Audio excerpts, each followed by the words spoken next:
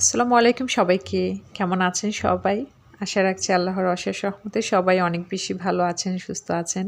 এই প্রত্যাশা এই শুভকামনায় আপনাদের সবাইকে আকন্দ হোমস ডায়েরির আরও একটি নতুন ভিডিও দেখার জন্য ওয়েলকাম জানাচ্ছি। আজকে খুবই মিনি একটা ভিডিও নিয়ে এসেছি। আশা রাখছি ভিডিও শেষ পর্যন্ত তো সবসময়ের মতো রাতের বেলায় কিচেনটাকে ক্লিন করে রেখেছিলাম। আসলে সকালে যখন একদম গুছানো কোনো মানে জুড়া প্লেট, বাটি কোনো কিছু নেই, ওরকম একটা কিচেন দেখতে পাওয়া যায়। সকালটাই খুব সুন্দর শুরু হয়। তো আমি যেটা করেছি, যা রান্না করব সেগুলো একটু ভিজিয়ে দিয়েছি। তো জাহিন ফাউজি দুজনেই উঠে গেছে। ওদেরকে ইদানিং আমি যেটা করি, ওরা যখন খুব আর্লি উঠে তখন আগে এক দফা একটু চা দিয়ে দিই। তা না হয় দেখা যায় বলে যে ঘুম ভাঙতে চায় না।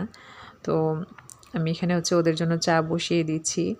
জাহিন যেহেতু এখন পড়াশোনার প্রেশারটা একটু বেশি, প্রায় সময় রাত জাগা হয়। আর ওর সুবাদেই হোক আর নিজের কাজের সুবাদেই হোক, ইদানিং কিন্তু আমারও রাত জাগা হচ্ছে। তো যাই হোক, আজকে সকালবেলায় বাচ্চাদের জন্য নাস্তা বানানোর কোনো প্যারা নেই। গতকালকে সন্ধ্যায় যে ওদের জন্য নাস্তা বানিয়েছিলাম, সেখান থেকেই রয়ে গেছে বলতে ইচ্ছা করে একটু বেশি করে বানিয়েছিলাম, পাস্তা বানিয়েছিলাম। তো সেখান থেকেই কিছুটা রেখে দিয়েছিলাম সকালের জন্য। আসলে গত শুক্রবার থেকে আমার চোখের অবস্থা খুবই খারাপ। এর আগে ভিডিওতে শেয়ার করেছি কিনা জানি না। আমার একটা চোখে প্রায় সময় একটু ডিস্টার্ব করে। তো সেটা খুব বেশি না, যেটা হয় আসলে আমাদের অনেক সময় টেনশন থেকে অনেক রোগ বাড়ে, অনেক কাজের প্রেশার থেকে বাড়ে। তো আমার চোখের প্রবলেমটা এরকমই। তবে এইবারের মতো আর কখনো হয় নাই। এইবার যেটা হয়েছে, চোখটা পুরো লাল আর মনে হয় যে সুচ ফুটালে বা বালু বালু লাগে, মানে কেমন যেন একটা বাধা বাধা লাগে। তো যার কারণে কিন্তু যে কাজগুলো আসলে একেবারেই না করলে না, শুধু রান্না খাওয়াটাই চলছে বলতে পারেন। আমি এক্সট্রা কোনো কাজই করতে পারছি না। আর যেটা হয় আমাদের মেয়েদের ক্ষেত্রে, যে কাজ করতে পারছি না মানে অসুস্থতার থেকেও বেশি প্যারা দেয় যে আমার কাজ জমে যাচ্ছে। তো আসলে এবার আমার অনেক কাজ জমে গেছে, মানে চোখের এই প্রবলেমটার কারণে। আপনাদের ভাইয়া বারবার বলতেছিল যে ডাস্টের কোনো কাজ করা যাবে না, অথচ আমার বেশ কিছু কাজ এমন মানে জমে আছে যেগুলো সবগুলোই আসলে ডাস্টের কাজ। আজকে ভেবেছিলাম হয়তো বা ভিডিওটা দিব না, যেহেতু আমি তেমন কোনো কাজ করতে পারছি না। তারপর আবার ভাবলাম যে যেমন যাচ্ছে যেমন চলছে সেটাই শেয়ার করি। তো আমার সকালবেলার কমন রুটিন, নাস্তা শেষে বাচ্চাদের জন্য যে নাস্তাটা রেডি করে রেখেছিলাম সেটাও গরম করে দিয়ে দিয়েছি অফ ক্যামেরায়। এদিকে আপনাদের ভাইয়ের খাবারটাও দিয়ে দিয়েছি। আমি কিন্তু অলরেডি দুপুরের রান্নাটাও কমপ্লিট করে নিয়েছি। মেনুগুলো ওরকম রাখছি যেন খুবই অল্প সময় হয়ে যায়। আজকে চিংড়ি ভুনা করেছি একদম ইচ্ছে মতো ঝোল দিয়ে, আর ঢেঁড়স ভাজা করেছি। ঝোল ছাড়া আসলে বাচ্চারাও খেতে পারে না। আপনাদের ভাইয়েরও দেখা যায় সালাডটা খাওয়ার জন্য একটু ঝোল দরকার হয়। তো যদি ডাল না থাকে তখন কিন্তু যে কোনো একটা ঝোলের তরকারি থাকলেই হয়ে যায়। ইদানিং যেহেতু বাচ্চার পড়ার সুবাদে হোক আর আমার কাজের জন্যে হোক একটু রাত জাগা হচ্ছে, তো রাত জাগা হলে কিন্তু সকালে ওঠাটাও একটু হলেও লেট হয়ে যায়। আর সকালে ওঠাটা লেট হলে তখন আসলে হাড়ে হাড়ে টের পাওয়া যায় যে সুন্দর একটি সকাল যে সুন্দর একটি দিনের সূচনা দেয়, সেটা মনে হয় আরও একবার সুন্দর মতন মানে উপলব্ধি করতে পারি। তবে মাঝে মধ্যে লেটে উঠলেও কিন্তু খুব ভালো হয়। দেখা যায় ওই দিনের যে একটা প্যারা চলতে থাকে, ওইটার ভয়ে পরের বেশ কিছুদিন কিন্তু এই ভুলটা আর করা হয় না। তো আলহামদুলিল্লাহ আজকে অনেক সকাল সকালেই উঠে গেছিলাম আর সকাল সকালে কাজ শুরু করে দিয়েছিলাম, যার কারণে আমার একদম ৯টার মধ্যেই সকালের রান্নাবান্না ডান। আজকে ইচ্ছে ছিল কিচেনের সব জিনিস সরিয়ে আবারও একটু মানে নিজের কাজের সুবিধার মতো করে নেওয়া।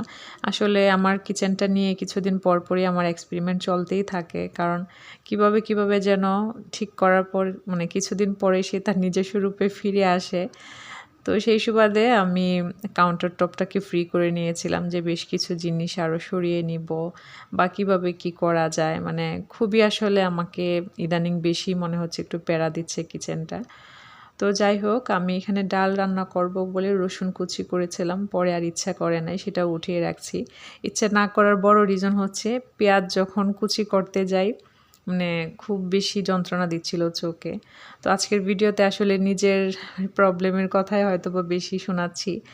ভিডিওতে কথাবার্তায় যদি ভুল ত্রুটি থেকে থাকে বা আপনাদের খারাপ লাগে প্লিজ কমেন্টস করে জানাবেন, আর আমাকে ক্ষমা সুন্দর দৃষ্টিতে দেখবেন।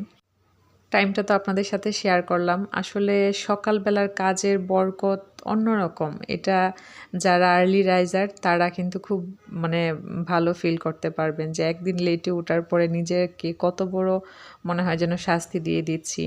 তো এই কথাগুলো প্রায় সময় ভিডিওতে বলি এইজন্য আমরা কখন কার কোন কথায় ইন্সপায়ার হই সেটা আসলে কেউ জানি না।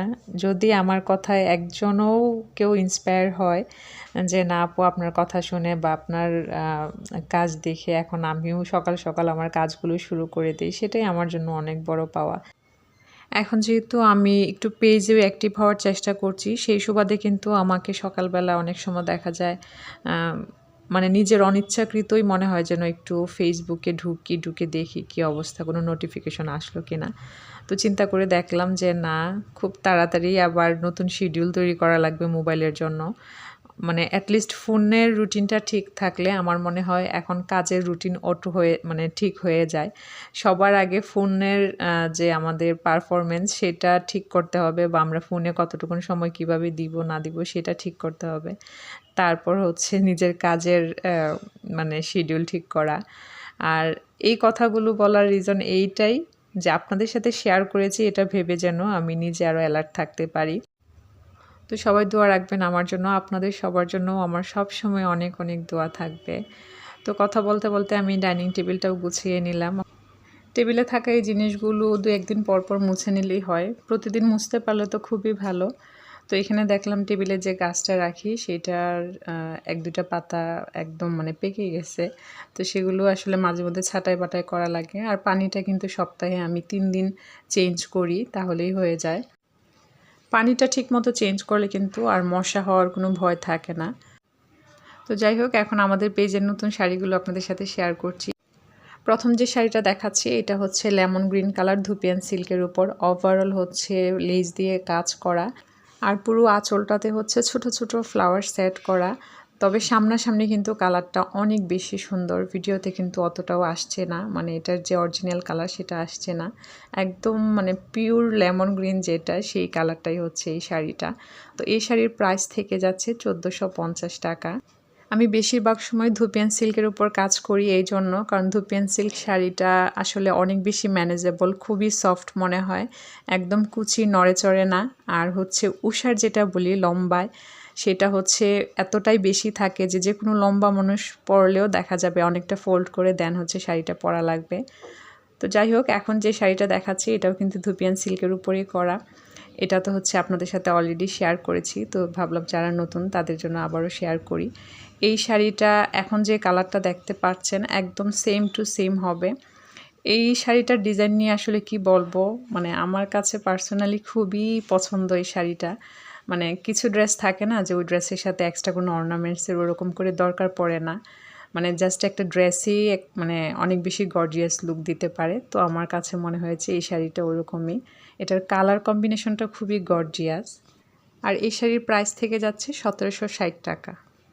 তো আমার আজকের ভিডিওটি এ পর্যন্তই। কেমন লাগলো কমেন্টস করে জানাবেন। সবাই ভালো থাকবেন, সুস্থ থাকবেন, সবাই সবার জন্য দোয়া রাখবেন। ধন্যবাদ সবাইকে। আল্লাহ হাফেজ, আসসালামু আলাইকুম।